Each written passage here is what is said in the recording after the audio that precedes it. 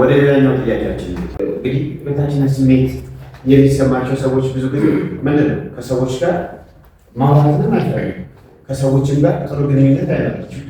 ከሰዎች ጋር የተለያዩ በቃ እኔ ምንድን ነኝ አልችልም፣ እኔ አላረግም፣ እኔ እዚህ ጋር መሆን አልችልም፣ እኔ እዚህ ጋር መሆን የለብኝም ብለው ሁሉ ሊሉ ይችላሉ። ምክንያቱም የበታችነት ስሜት ሲኖርበት ሌሎች ምን ሊያደርግ ነው የሚችለው? ከፍ አድርጎ ሊያሳይ የሚችለው ሰው ሰዎችን ከፍ ካደረገ ደግሞ እሱን ዝቅ ካደረገ ራሱን ምን እንደማድረግ እንደመግደል። ምክንያቱም ሰው የራሱ የሆነ ምን የተሰጠው ጸጋ በተሰጠን ጸጋ በተሰጠን ችሎታ አቅም ማግኘት በራሳችን በሰዎች ትብብር ከሰዎች ጋር ጥሩ ግንኙነት በማድረግ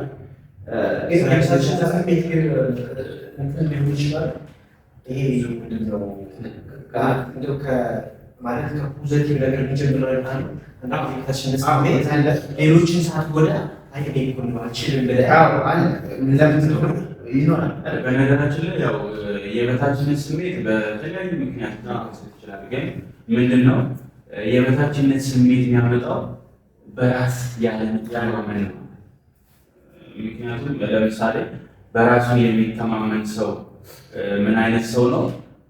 በስኬት ወይም ለስኬት ለደህንነት መሰረት የሆነ ተግባራዊ እሴት ነው ይባላል። በራስ መተማመን የስኬትን የደህንነት ወይም የጤንነት አካላዊ የአእምሮዊ ጤንነትን መሰረት ወይም እሴት ነው ተብሎ ይቀመጣል። በተቃራኒ ደግሞ በራስ ያለመተማመን ደግሞ የዚህ ተቃራኒ ነው። የግለሰብን አቅም የሚጎዳ የሚያዳክም ለእድገትን ለስኬትን እንቅፋት የሚሆን ነገር ነው በራስ አለመተማመን። ስለዚህ በራስ አለመተማመን አንድ ሰው የራሱን አቅም ዝቅ አድርጎ ሲመለከት፣ ዝቅ አድርጎ ሲያስብ፣ በውሳኔዎቹ ላይ ሲጠራጠር የሚከሰት ስሜት ነው በራስ አለመተማመን። በራስ አለመተማመን ደግሞ ምን ይፈጥራል? የበታችነት ስሜት ይሰማል። ስለዚህ የበታችነት ስሜት ምንድን ነው? ከራስ የመነጨ ነው ማለት ነው። አልችልም፣ ይሄንን ነገር መፈጸም ያቅተኛል፣ ይሄንን ለመስራት የተፈጠረ አይደለም የሚል አመለካከት አለው። ስለዚህ በራስ ያለመተማመን ምናልባት ቅናት ከራስ አለመተማመን ወይም የበታችነት ስሜት ጋር ብዙም ላይገናኝ ይችላል። ግን የተወሰነ የጎንዮሽ ንክኪ ሊኖራቸው ይችላል። ግን ይሄ ችለው አብዛኛው የበታች ስትሆን የበታችነት ስሜት ሲኖር ልትቀና ትችላለህ። ምክንያቱም እንደማሳያት አልቀዋል። እውነት ነው። ግን በዋናነት ዝቅተኛ ስሜት ወይም በራስ አለመተማመን ስትል የበታችነት ስሜት ይሰማል። እንደው ለመጨመር ያክል በነገራችን ላይ የሰዎችን ባህሪ ይህ መጽሐፍ ልክ ቆይቷል እንትን ካልኩትና ማስታወሻዎችን እዛለሁ እዚህ ጋር ማስታወሻ ብዙ ደርድሬ ነው ለመረጃ ያክል ነውና፣ ለምሳሌ በራስ የማይተማመኑ ሰዎች ጥገኞች ናቸው። አሁን መገለጫቸው ባህሪ ይህ መጽሐፍ ምንድን ነው የሚለው እዚህ ጋር ባጭሩ ያስቀመጥኩት የዋህ ባህሪ ይታይባቸዋል ይላል። ለምሳሌ ለራሱ የማይተማመን ሰው ወይም ደግሞ ለራሱ በጣም አነስተኛ ግምት የሚሰጥ ሰው የዋህ ባህሪ ይታይባቸዋል ይላል። ለምሳሌ ምንድን ነው የሚለው ምንም ነገር ለማድረግ ሰው ያማክራል ይላል። ለምሳሌ አሁን እዚህ ጋር ያስቀመጠ ሱቅ ልብስ ለመግዛት አንድ ሴት ለምሳሌ ሱቅ ልብስ ለመግዛት ሲሄድ ወይም አንድ ወንድ እቃ ለመግዛት ሲሄድ እቃውን የሚገዛው በራሱ ወስኖ አይደለም። ምንድን ነው የሚያደርገው? ትንሽ እቃ ለመግዛት ሰዎች እንደሆኑ ያማክራል። ለምሳሌ እነዛ ሰዎች የምታማክራቸው ሰዎች ይሄ አይሆንም ካሉ ቶታል ይዘዋል፣ አትገዛው። የሆነ ነገር ለመግዛት ሰዎችን ካላማከሩ አይሆንላቸውም ይላል። ሌላኛው ለሚገዙት ነገር አስተያየት ሳይቀበሉ መግዛት አይፈልግም። ለምሳሌ የሆነ ቀን ልትገዛ አይደለም አንተ ወደዋል። ለምሳሌ አስተያየት ሰጥበት ምናምን ለሆነ ሰው ጠይቃል። አይ እኮ ምናምን ካልኩ ተቶሎ ዴባት ገዛ የዋህነት ባህሪ ይታየባቸው። ይህ በራስ የማይተማመኑ ብቻቸውን አይወስኑ። ሁለት ሰዎች በሚያወሩበት መሀል ላይ ከሁለቱም ጋር መስማማት። ለምሳሌ በራስ የማይተማመን ሰው አራት መሀል ላይ ያለ በላይና ላይ ያወራል። እሱ ሀሳብ ስለሆነ በእኔ እንስማማለን። ያን በምትለው ምንም ሀሳብ የለም። ስለዚህ ግራ መጋባት ነው። አንድ አክብሯል እሱ የሆነ ነገር ሲናገር አይ ልክ ነህ፣ ከዛ እኔም ደግሞ የሆነ ነገር ሲናገር አይ ልክ ነህ ትላለህ። እሱንም አስተያየት መስጠት አትፈልግም፣ እኔም አስተያየት መስጠት አትፈልግም። ስለዚህ ሁሉን ነገር እሺ ማለት ይወዳሉ ያለ ሰው መኖር አይችልም። እሺ የሚሉ ግን ውስጣቸው እየከፋቸው እየደሙ ለምሳሌ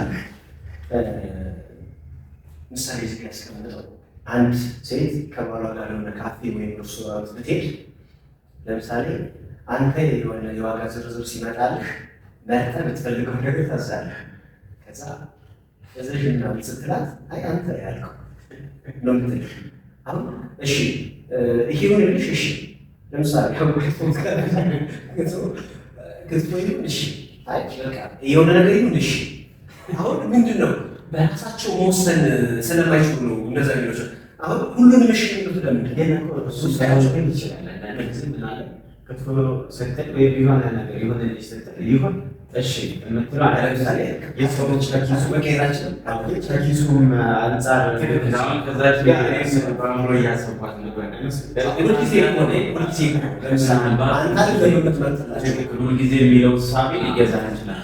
ግን ለምሳሌ ሁለት ጓደኛሞች አንዷ ጓደኛ ለመጀመሪያ ጊዜ ካፌ ተጋብዛ ገብታ ከሆነ በፍርሃት ስሜት ወይም የመጀመሪያዋ ስለሆነ እሱ ባለው ተስማማ ትችላለች፣ ወይም የፍቅር አጋሯ የጓደኛዋ አባላት ተስማማ ትችላለች። ያ ግን የበታችነት ስሜት ይወልዳል። ሻት ምግብ ወይ በሐኪም የተከለከለች ሊሆን ይችላል፣ ወይ በጣም ያማት ምግብ ሊሆን ይችላል። በዚህ የሚያማኝ ምግብ ከሆነ አንተ መርጣለህ ይህ ወስደን ይችላል። እቺን ግልጽ ለማድረግ ያልከው ሀሳብ ተመልካቾች ወይም አድማጮች ላይ ቪዲዮን ብለን ላይፈታ። ለምሳሌ አንድ ልጅ ከቤተሰቦቹ ጋር ወደ ሬስቶራንት ወይም ካፌ ሄዶ አባት ወይም እናት ያዘዘለትን ወይም ያዘዘችለትን መጠጥ ወይም ምግብ ሁልጊዜ ሊመገብ ይችላል። ምክንያቱም አባት ጀምራ እናት ጀምራ በዚህ አይነት መንገድ ሊሄድ ይችላል የሚል በዕድሜ የታጠረ ሊሆን ይችላል። እንደዛ ሁሌ ከቤተሰብ ጋር ሄዶ ይሄንን የሚተገብር ወይም ብዙ ጊዜ የሚታዘዝለትን የሚበላ ልጅ በራስ መተማመን የለውም ማለት አንችልም። ግን ምን ሲሆን ነው ራሱን መግዛት በጀመረበት እድሜ ከሆነ ራሱን በራሱ መምራት የሚችልበት እድሜ ከሆነና አብዝቶ ያንን ድርጊት የሚተገብር ከሆነ አባይ ሀሳብ እስማማለሁ። ግን አልፎ አልፎ የሚሆን ከሆነ አብዝተው ግን ተበዛባቸው በራስ ማየት አብዝተው ሲሆን በሰዎች የሚበዘበዙት ነው የሚባለው። በትክክል ምንድነው አንድ ውሃ ወይም የታቆረ ውሃ ያ የታቆረ ውሃ ትንሽ መንገድ ወይም ቦይ ሲቀደድለት ውሃው ቤት ነው የሚሄደው። በዛ በተቀደደ ቦይ ነው የሚሄደው አይደል? በራስ ማየት ሰዎች እንደዛ ነው። ሰዎች ባላቸው መንገድ ብቻ የሚፈሱ ናቸው። ሰዎች በሚመሯቸው መንገድ ብቻ የሚመሩ ናቸው። ይህ ማለት ወደሚጎዳ አቅጣጫ እንኳን ይዘዋቸው ሲሄዱ ተከትለዋቸው ለመጎዳት የሚሄዱ ናቸው። አይሆንም ብለው ሀሳብ ተቃውሞ መታጠፍ ወይ ደግሞ መመለስ የማይችሉ ሰዎች ናቸው። ትንሽ ደቂቃ ሰጠኝ። ከዚህ ጋር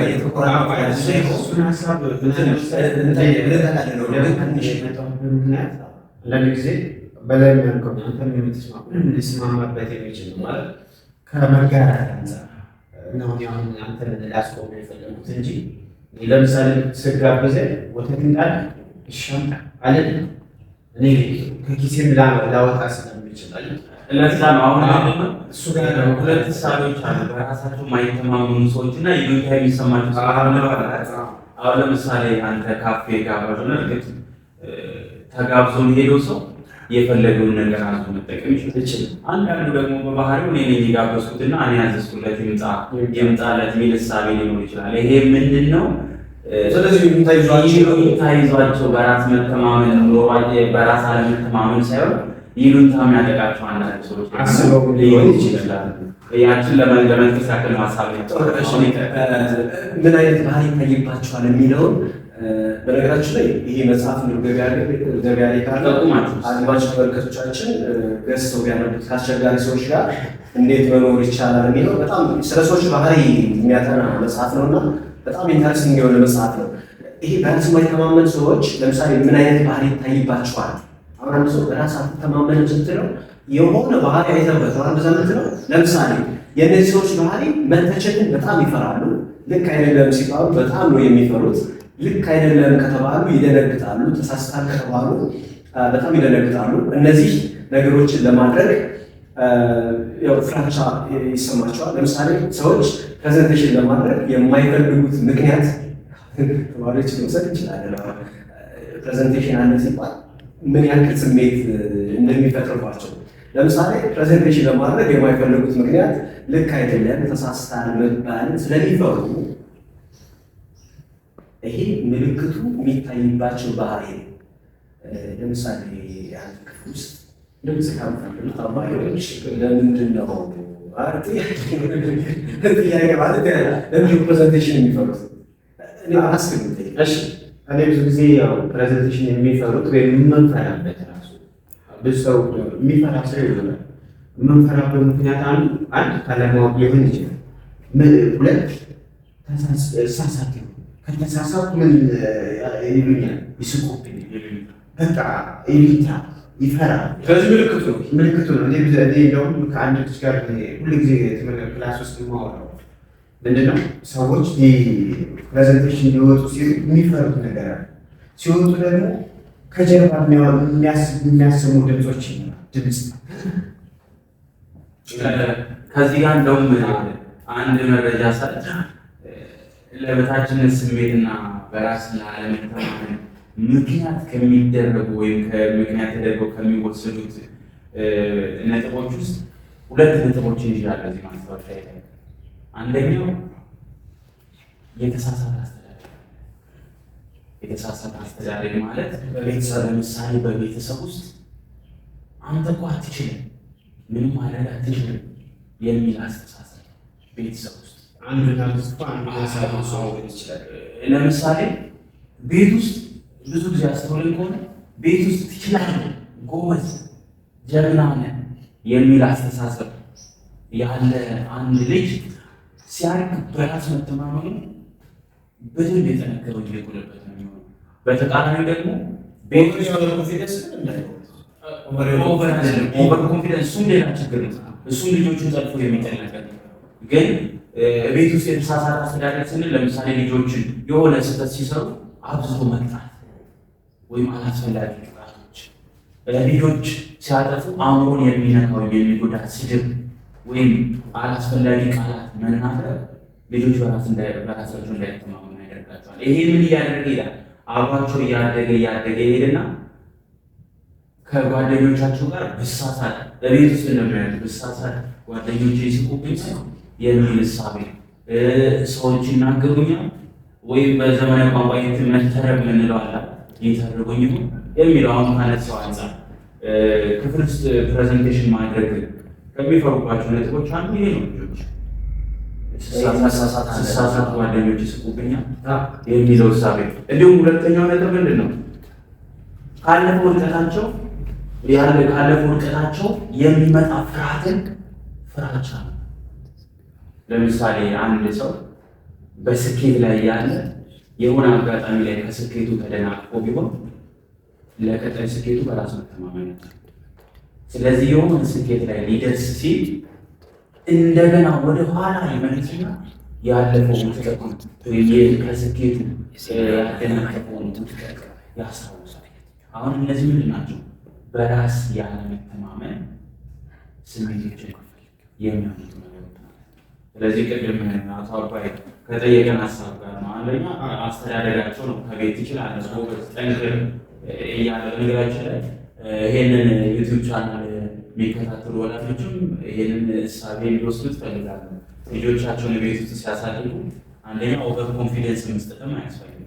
ኦቨር ኮንፊደንስ ስንል ከመጠን በላይ የሆነ በራስ መተማመን፣ ያ ደግሞ ለወደፊት ህይወታቸው ጠልፎ ይጥላቸዋል። እንዲሁም ደግሞ ልጆች በራስ መተማመን እንዳይኖራቸው አትችልም፣ አንተ ምን አይነት ሰነፍ ነህ፣ እንዴት እንደዚህ ታደርጋለህ፣ ስህተት ሲሳሳቱ አይ ችግር የለውም ቀጣይ ላይ ታርማለህ፣ ታስተካክላለህ የሚል አስተሳሰብ ወይም ደግሞ እሳቤ ሊኖራቸው ወይም ደግሞ ልጆቻቸውን በእንደዚህ አይነት መልኩ ያበረታቱ የተሻለ ነው የሚል እሳቤ አለ። ጥሩ እንግዲህ አሁን ቅድም በጠየቀው መሰረት አሁንም ጠቅለል ያለ የጠየቀውን ሀሳብ ሳነሳ በላይ የወሰድብኝ አንዱ ሀሳብ ይሄ ልክ ነው። እኔ ምንድነው ብዙ ጊዜ አሁን ፍርሃት የበታችነት ስሜት ያላቸው ሰዎች ፕሬዘንቴሽን ላይ ሲቀርቡ ወይም ሲወጡ በቃ አይኑ ሁሉ ሲያወጥ የሚናገር የሚሳደብ የሚማታ ይመስላል እና ተማሪዎች በዚሁ አጋጣሚ የትኛው መድረክ የትኛው ፕሬዘንቴሽን ላይ ሲወጡ ሰው የለም ብለው ማሰብ አለባቸው። በቃ ሰው ኖሮ ሰው የለም።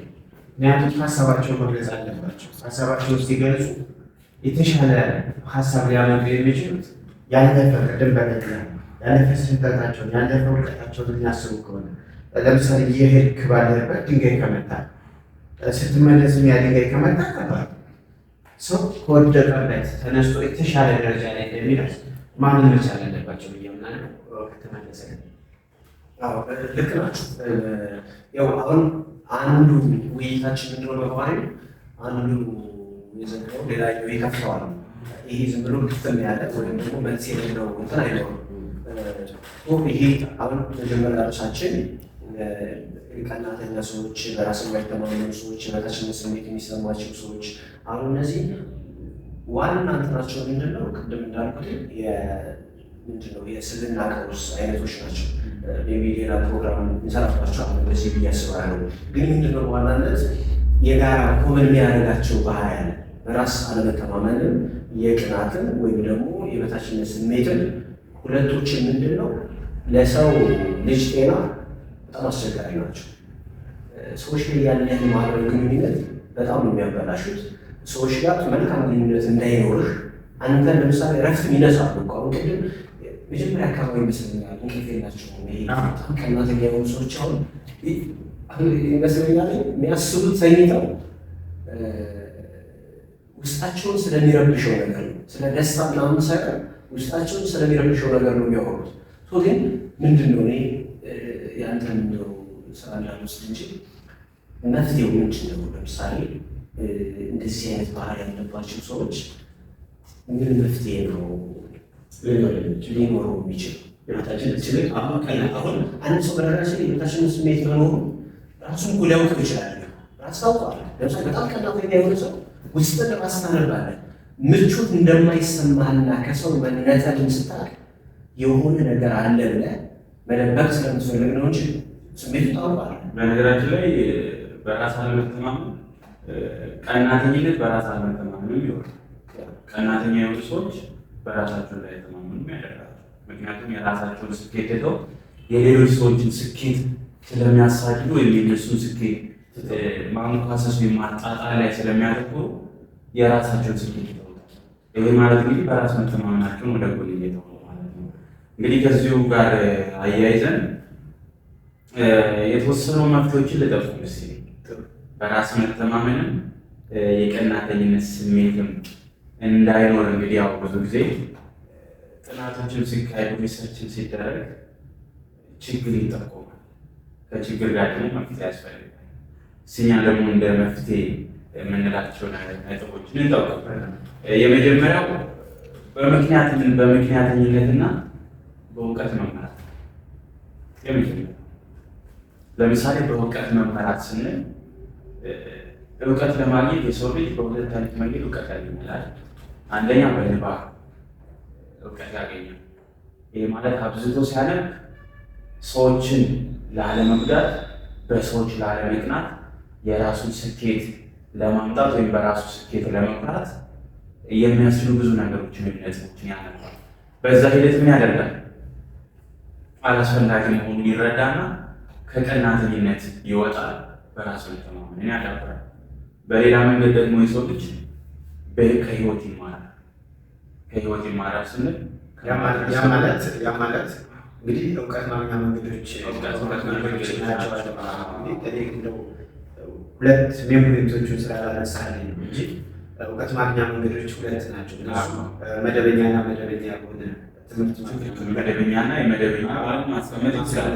መደበኛው ስንል በትምህርት ቤት፣ በንባብ በመሳሰሉት እናገኛለን። ይህ መደበኛው ደግሞ በማህበረሰብ ውስጥ በመኖራችን ከአካባቢ፣ ከቤተሰብ፣ ከጓደኛ ከምናሸተው ከምታየው ከሁሉ ነገር እውቀት ታገኛለህ። በዛ ሂደት ለምሳሌ አንተ መልካም 2-3 ጓደኞች ቢኖሩ አንዱ ቀናተኛ ጓደኛ ቢሆን፣ አንድ ደግሞ መልካም ሀሳቢ ቀናይ ቢሆን ከየትኛው እውቀት መውሰድ ትችላለህ? ቀናይ ከሆነው ከመልካም ሀሳቢ ልጅ እውቀት መውሰድ ትችላለህ።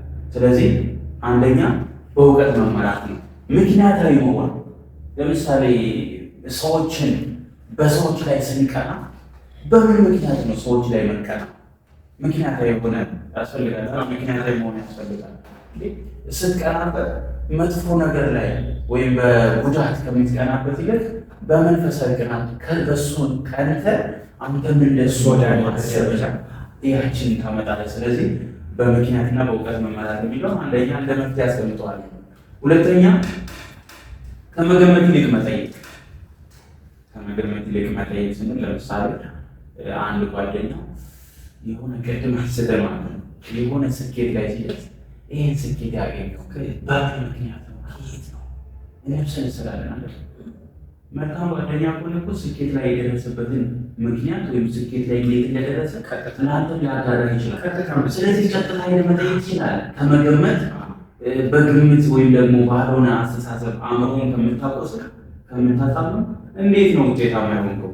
እኔም ውጤታማ እንዲሆን መንገድ ምራኝ ብለህ ልትጠይቅ ትችላለህ። ስለዚህ ከመገመት ላይ መጠየቅ ያስፈልጋል። ሀሳብ እንደልጣለ ስኬትን የሚፈልግ ሰው ብዙ ጊዜ ከስኬታማ ሰዎች የሚፈልገው ወይም የሚወስደው። ምክንያቱም ዓለም ላይ በርካታ ስኬታማ የሆኑ ሰዎች አሉ። እኛም ላይ የሞቲቬሽን ስፒከር የሚናገሩ ወይም መድረክ ተዘጋጅቶላቸው ሞቲቬት የሚያደርጉ እነዚህ የሀብት ማማ ላይ የተሻለ ደረጃ ላይ የደረሱ ሰዎችን መድረክ ያዘጋጁና እነዚያ ሰዎች ሄደው እዚያ ቦታ ላይ ቢማሩ ልክ በቀጥታ ከሰዎች ከመቅናት ይልቅ እኔ ብሰራ ይህም ባለ ልክ ናቸው እዚህ ጋር የመጣው ለምሳሌ እኛ እዚህ ጋር በጫንበት አንዱ አላ የተሻለ ደረጃ ላይ ለመድረስ ማንም ሰው እንዲሁ ቁጭ ብሎ አይደለም እዚህ ጋር የሚለው እና ትውልድንም ማለት ነው ገባ ቅናት መጥፎ ስለሆነ ማለት እና እንደዚህ አይነት ስሜት ሲሰማ ለምሳሌ አንድ ሰው የበታችነት ስሜትን በራስ አለመተማመን ሲሰማ ወደ ምክር አገልግሎት ሊሄድ ይችላል። ከሱ የተሻሉ አማኔ ሊሆን ይችላል ከኔ የተሻሉ ናቸው ብዬ ለምሳሌ ይህ ሰው ጥሩ አስተሳሰብ ጥሩ ነገር አለ ጥሩ ኢኮኖሚካሊ ጥሩ እውቀትም አለው ብለህ ወደ እሱ ጋር ብሄድ የእሱን የተለያዩ የመጣበት ምክንያቶች ከውድቀቱ ከድክመቱን ተነስቶ ጠንካራ ጎን ላይ ከነገረ እኔ ከውድቀት የተነስቼ ጠንካራ ጎን ላይ መውጣት ይችላል። ካለበለዚያ ውስጥ ዝም ብዬ እያሉ ይህን ሰውዬ መቼ ነው የምበልጠው እያለ ቅድም እንዳለ ብዙ ኢኮኖሚካል አካል ህይወትም የሚጎዳ ስለሆነ በዛ መንገድ ማግኘት ይችላል።